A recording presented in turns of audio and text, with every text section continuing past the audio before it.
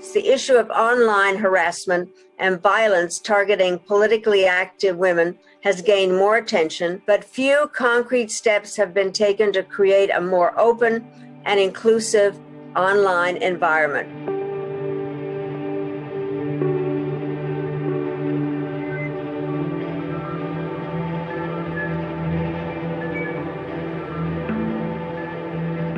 Women in politics are some of the most targeted or high-risk users online as far as gender-based violence is concerned. And of course, this kind of violence makes us doubt about our possibilities about occupying this public space. We have done a statistical study using comparative with the tweets against women candidates and men candidates and linguistic analysis.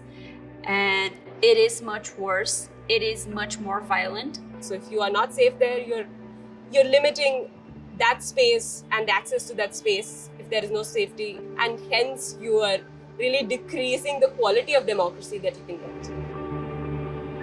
So it's as if society has accepted that women in politics should be abused. It comes with the job title. They tell us that when you decided to get into politics, you knew what you signed up for. Or they tell us that you politicians just like to be praised, you don't like to be critiqued. But when you shift from the agenda to my gender, that no longer is criticism. That is no longer freedom of expression. That is plain right abuse. NDI has been working with political actors around the world for 40 years. And what we've recently found is that the #1 reason that women choose not to participate in politics is because of the violence that they face online.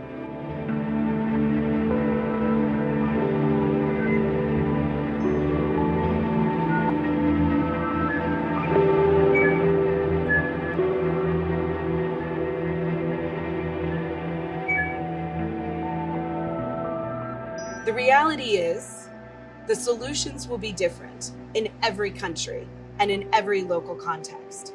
But we do know that certain interventions can make all the difference. I think the debate we need to do it's about platform regulation.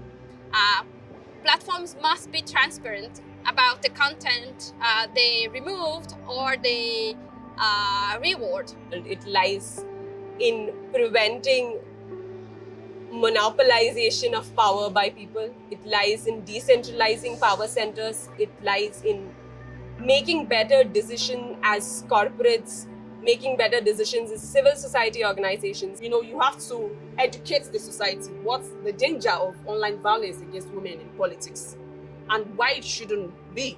So you need to rely on the media to inform the citizens why it should not be allowed in our societies. And I think it's important to ensure that we also equip law enforcers to be able to persecute crimes that relate to online gender-based violence. 5 years from now, we will have made progress toward our goal of ending the violence that stalks, threatens, attacks, and kills women in politics, that deters young women and new entrants from engaging in politics, that is weaponized and used as a political tactic by illiberal and anti-democratic forces around the world.